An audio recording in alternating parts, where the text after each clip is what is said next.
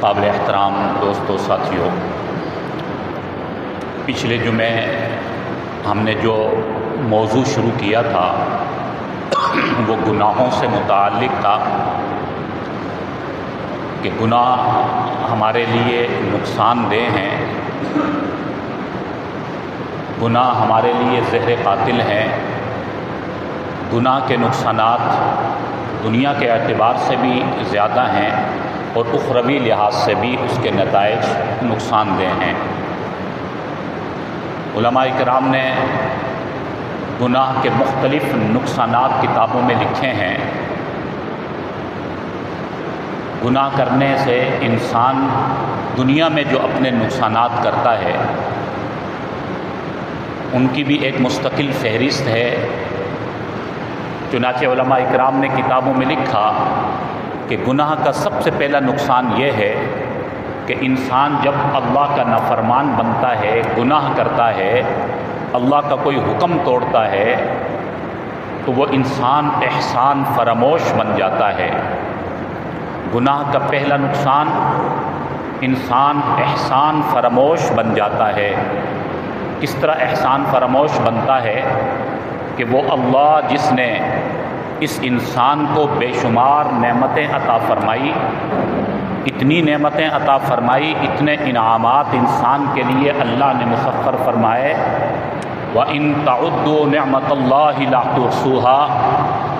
قرآن کہتا ہے اللہ کی نعمتوں کو اگر ہم گننا چاہیں، ساری زندگی اللہ کی نعمتوں کا شمار کرتے رہیں، لا تحصوها، اللہ کی نعمتوں کو، اللہ کے احسانات کو مکمل گن نہیں سکتے۔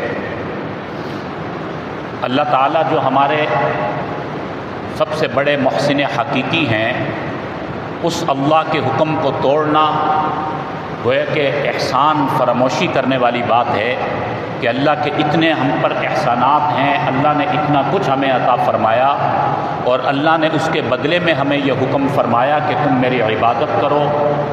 ہم اتنے احسانات کو لے کر ایک اللہ کا یہ حکم پورا کرنے کو تیار نہیں۔ ہم دنیا میں اگر کسی پر احسانات کر دیں اور احسانات کے بعد اس کو کوئی کام کہہ دیں اور وہ کام پورا نہ کرے تو ہم کہیں گے بڑا احسان فراموش ہے، میں نے اس پر اتنے احسانات کیے اور میں نے اس کو ایک ذمہ داری دی، ایک کام دیا اور میرا وہ کام بھی اس نے نہیں کیا، وہ ذمہ داری بھی نہیں نبھائی، دیکھو کتنا بڑا احسان فراموش ہے۔ دوسرے لوگ بھی کہیں گے واقعی بھائی بڑا احسان فراموش ہے، اتنے احسانات لے کر، اتنا تم سے مہربانیاں حاصل کر کے تمہارا یہ کام نہیں کیا، تمہاری یہ ذمہ داری بھی نہیں نبھائی، بڑا احسان فراموش ہے، یہ اچھا انسان نہیں ہے۔ فرمایا بالکل اسی طرح ہمارے اللہ نے ہم پر اتنے احسانات فرمائے، اللہ نے ہم اتنی نعمتیں عطا فرمائی، وفی انفسکم افلا تبصرون، خارجی نعمتیں، خارجی احسانات کا تو کوئی شمار ہی نہیں۔ قرآن کہتا ہے تم اپنے وجود پر غور کرو، تمہیں اللہ نے تمہارے وجود کی شکل میں اللہ نے جو تمہیں نعمتیں اور تم پر احسانات فرمائے ان کو بھی تم پورا شمار نہیں کر سکتے۔ انسان کو اللہ نے آنکھوں کی نعمت عطا فرمائی، کتنا بڑا احسان ہے۔ آنکھوں کی نعمت ان سے معلوم کریں جو بیچارے نابینا ہیں، اندازہ ہوگا کہ آنکھوں کی بینائی اللہ کا کتنا بڑا انعام ہے۔ اللہ نے سننے کے لیے کان کی نعمت عطا فرمائی، جو بیچارے بہرے ہیں، کان سے سن نہیں سکتے، ان سے معلوم کریں کہ کانوں کی کتنی بڑی نعمت، یہ اللہ کا کتنا بڑا احسان ہے۔ اللہ تعالیٰ نے زبان کی نعمت عطا فرمائی، یہ زبان کتنا بڑا اللہ کا ہم پر احسان ہے۔ جو بیچارے بے زبان ہیں، گونگے ہیں، بول نہیں سکتے، ان سے معلوم کریں کہ یہ زبان کتنی بڑی نعمت ہے۔ اللہ تعالیٰ نے ہمیں ہاتھ عطا فرمائے، اللہ تعالیٰ نے ہمیں پیر عطا فرمائے، پورا وجود اللہ تعالیٰ نے ہم پر نعمتوں کے ساتھ پر کیا ہوا ہے۔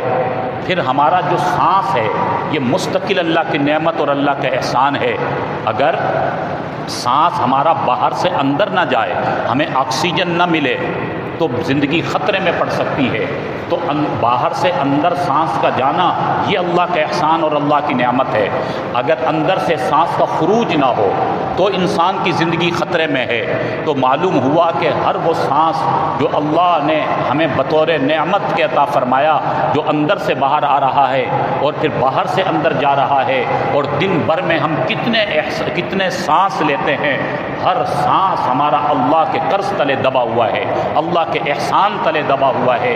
اتنے اللہ نے احسانات فرما کر اللہ نے ہمیں ایک ذمہ داری عطا فرمائی، اور وہ ذمہ داری ہے وما خلقت الجن والانس الا لیعبدون۔ اللہ نے فرمایا یہ سب کچھ میرے بندوں میں نے تمہارے لیے بنایا، 18,000 مخلوقات کو میں نے تمہارے لیے مسخر کر دیا، زمین و آسمان کی ساری نعمتوں کو میں نے تمہارے لیے مسخر کر دیا، بس تمہاری ذمہ داری ہے کہ تم میری بندگی کرو، میرے احکامات کو پورا کرو، اور میرے بھیجے ہوئے نبی صلی اللہ علیہ وسلم کے طریقوں پر چلو، یہ تمہاری ذمہ داری ہے۔ ان سارے احسانات کے بعد اللہ نے ہمیں یہ مشن اور یہ ذمہ داری دی، فرمایا کہ اب اگر ہم اتنے احسانات تلے دب کر، اتنے اللہ کے احسانات لے کر جب اللہ کا حکم پورا نہیں کریں گے اور گناہ کریں گے تو پھر یہ احسان فراموشی ہوگی۔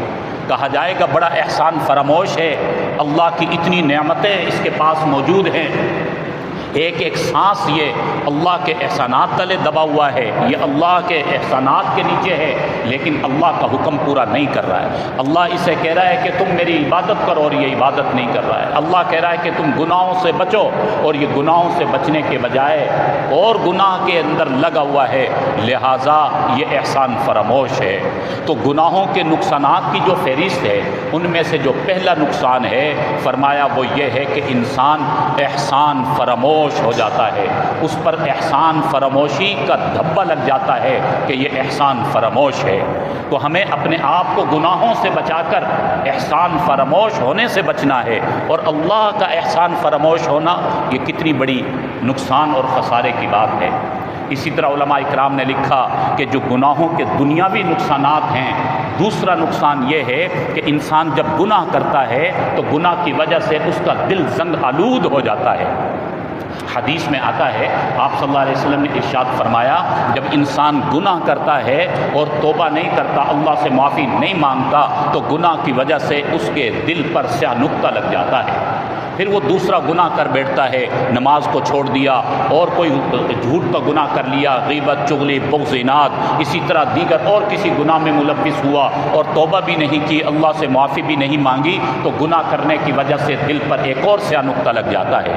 پھر انسان گناہ کرتا ہے، پھر سیاہ نقطہ لگ جاتا ہے۔ فرمایا کہ انسان گناہ کرتا چلا جاتا ہے، ان گناہوں کی نحوست یہ ہے کہ اس کی وجہ سے دل پھر مکمل زنگ آلود ہو جاتا ہے، دل سیاہ ہو جاتا ہے، دل کالا ہو جاتا ہے، اور جب دل سیاہ ہو جائے، دل زنگ آلود ہو جائے تو اس میں خیر نہیں آتی، اس میں حق نہیں آتا، اس میں اللہ کی طرف سے نور نہیں آتا، اس میں روحانیت نہیں آتی، اللہ اور اللہ کے نبی کی محبت نہیں آتی، کہ یہ انسان گناہ کر کر کے اپنے دل کو کالا کر چکا ہے، اپنے دل کے برتن کو سیاہی سے بھر چکا ہے، دل کے برتن کو آلودہ کر چکا ہے، پراگندہ کر چکا ہے۔ اس لیے فرمایا گناہوں سے بچو، گناہ تمہارے لیے زہر قاتل ہے۔ دوسرا نقصان گناہ کا یہ ہوگا کہ دل زنگ آلود ہو جائے گا، دل کالا ہو جائے گا۔ اور علماء کرام نے لکھا گناہ کا تیسرا نقصان یہ ہوتا ہے، جب انسان گناہ کرتا چلا جاتا ہے تو اس کی عقل معوف ہو جاتی ہے، اس کی عقل الٹ جاتی ہے۔ یہ گناہ کا بڑا نقصان ہے کہ گناہ کی نحوست کی وجہ سے اس کی عقل کام کرنا چھوڑ دیتی ہے، وہ اپنے اچھے برے کو بھول جاتا ہے، حق و باطل کی تمیز کو کھو دیتا ہے، اس کو پتہ ہی نہیں چلتا کہ میرے لیے صراط مستقیم کا کون ہے اور میرے لیے غلط راستہ کون ہے، میرے لیے اچھائی کہاں پر ہے، برائی کہاں پر ہے، میرے لیے جنت کا راستہ کون سا ہے اور جہنم کا راستہ کون سا ہے۔ گناہ کی وجہ سے یہ عقل معوف ہو جاتی ہے، عقل خراب ہو جاتی ہے۔ مثال علماء کرام نے لکھی کہ شیطان جو تھا یہ بڑا عابد تھا، بڑا زاہد تھا، ساری زندگی عبادت کرتے ہوئے گزاری، لیکن گناہ کر بیٹھا، اللہ کی نافرمانی کی، گناہ کیا۔ اب گناہ کرنے کی وجہ سے اس کی عقل نے کام کرنا چھوڑ دیا۔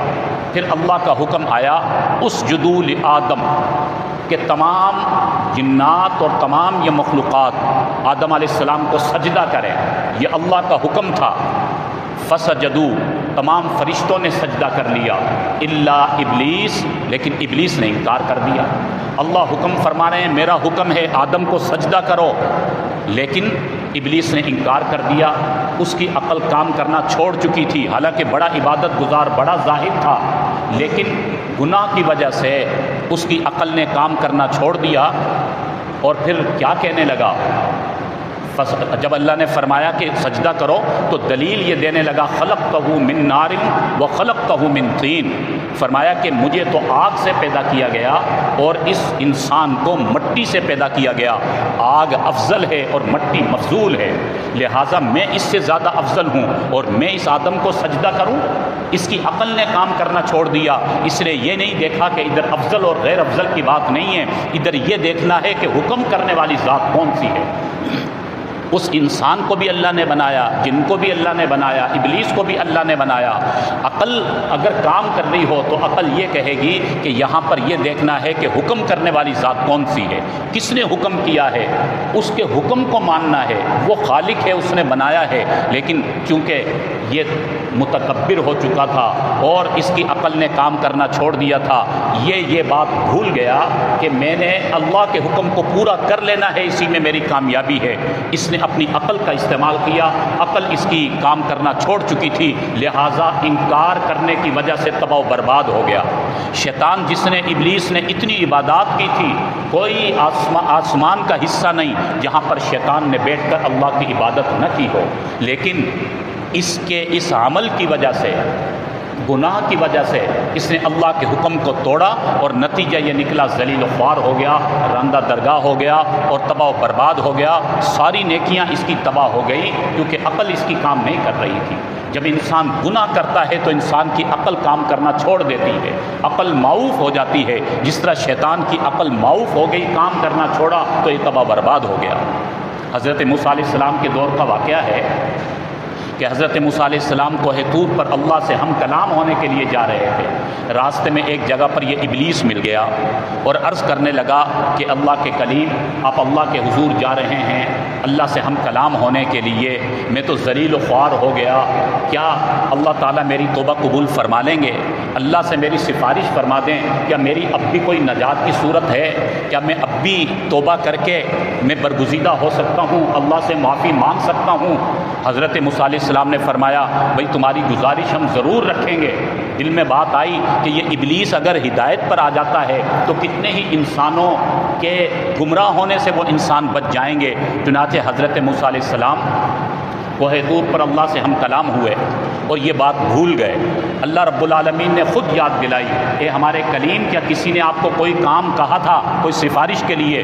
موسیٰ علیہ السلام کو بات یاد آئی، فرمایا ہاں یا اللہ، بے شک ایک میرے سفارش لے کر حاضر ہوا، ابلیس مجھے راستے میں ملا اور اس نے یہ عرض کیا ہے کیا میری توبہ قبول ہو سکتی ہے، کیا مجھے معافی مل سکتی ہے، نجات کی کوئی صورت ہو سکتی ہے؟